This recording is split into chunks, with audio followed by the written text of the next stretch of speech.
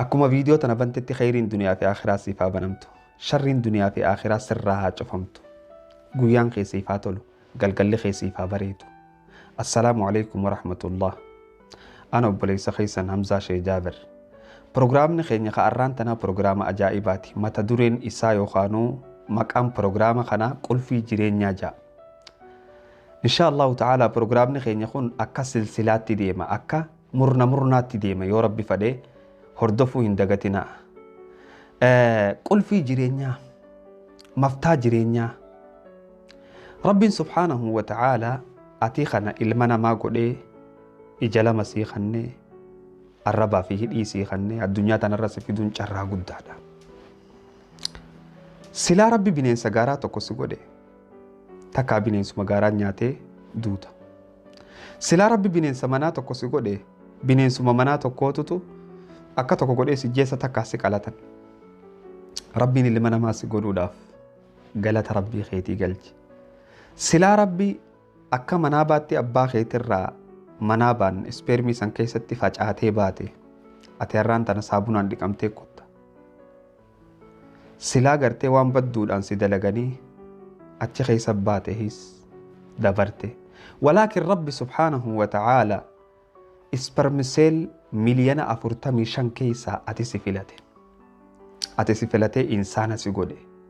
Galata Rabbii keetiif galchi. Ispermiseel jechuun seelii hoggaanii fi jaarsaa fi jaartii wal qunnaman maniyyii facaatu san keessa ispermiseel waan ja'aniiniitu jira. Isii san habbaa miliyoona 45 ilaa hanga miliyoona 30tu yeroo takkatti dhiirarraa faca'a. San keessaa ta dura fiidee khillee haadhaatti dheeyte XY. Dhiirarraa wanni bahu XY. Tan dhalaa keessa jirtu khilleen X qofa. XY san keessaa takka taatee haadhatee khillee isii irratti dheeytee nama ta'uun kee kun Rabbiif galata akka galchitus godha. Egaa hagana jenne egaa maftaa jireenyaa. Jireenyi maftaa qaba. Yoo maftaa isaan qabaanne ni khasaarta.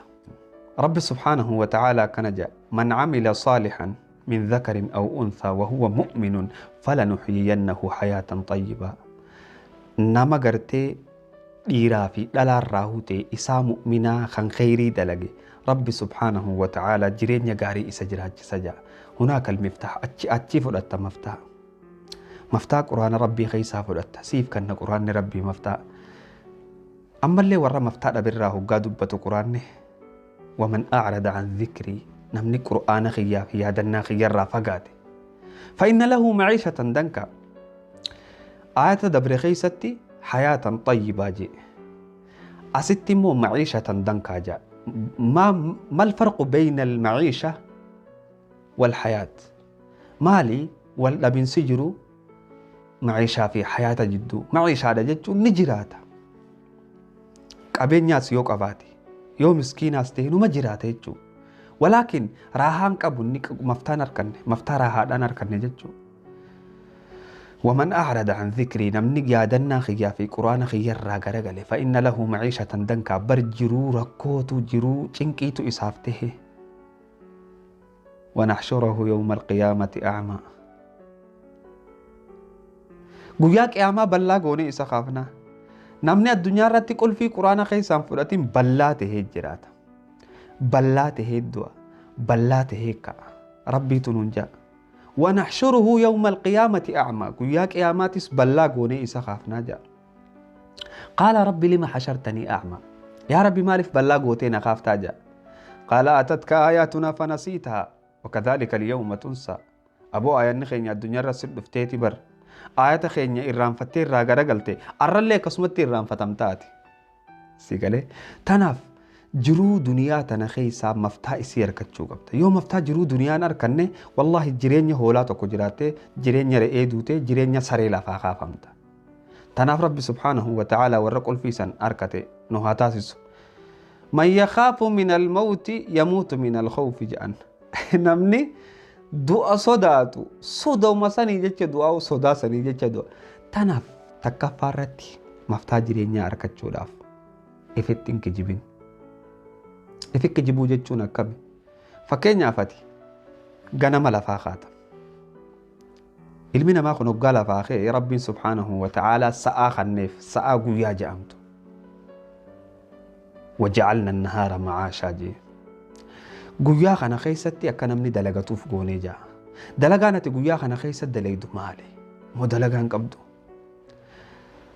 guyyaa kana keessa sa'aa hedduu jira sa'aa tana keessatti maaliin godha jetteetiti adda kaayyatte sa'aate moonumaa hin qabdu akkas okay yoo khawaa kaayyattu ta'e jireenya kana keessatti namni hoggaanii fi waan takka kaayyate wahuma tanaahu kan fikki jibuu jira waan kana niin godha jee isaa hin goone ifarka fikki jibu jira jechuudha laasiyyama namni gartee fikki jibu namni jibuunis waan laaftuudha isa biratti tanaaf proogiraama qabaadhu proogiraama qabdu san sa'aa fi tartiibaa fi yeroodhaan hojjedhu maftaa jireenyaa argachuudhaaf wama feete waa taatu talamadaati namatti hin kijibin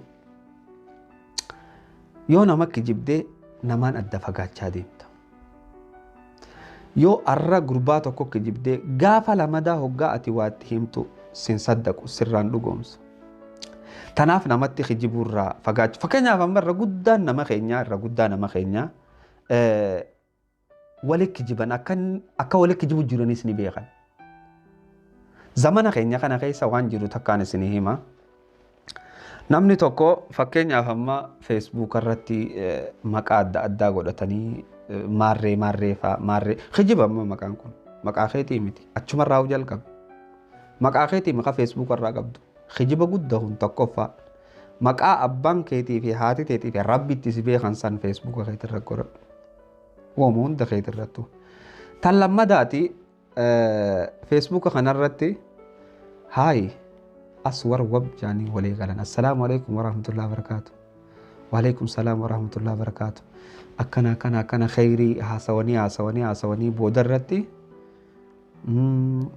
okay gaa salaanni geessu biina kaasii filmii kijibu jirti isinis kijibu jira jinjana ajaa'ibatti seenan irra faradaan guddoon addunyaa tanarraa ta namni silkii waliif faradu irra faradaa guddoon bakki faranni keessaan gaggeeffamu silkii keessaan meeqaaf faradee gaafa walitti dhufan baatii lama wajji jiraatanii hoggaa gartee baatii mi'aasan baatii lazzaasan hoggaa fixatan deemboon irraachi dawwalteetitti sheekha jaarsi kiyya tokko masruufa naan kannu shuf taraa duraatu kaayyoo malee walitti dhufan jechuu bar gaafa duraanii galgalli kun osoo isaa waliin haasawanii itti bari'aa bar halaw habiibtii lubbuutii jiruutii ooyi maamaayyee baabaa adeeroo haboo maarre wanni isaa waliin hin jenne hin jiru kijiba gurguddaa waliin kijibu jira namni hoggaa wal fuudhe booda osoo waliin jee bareeda akkasii waliin kijibanii baatii lama booda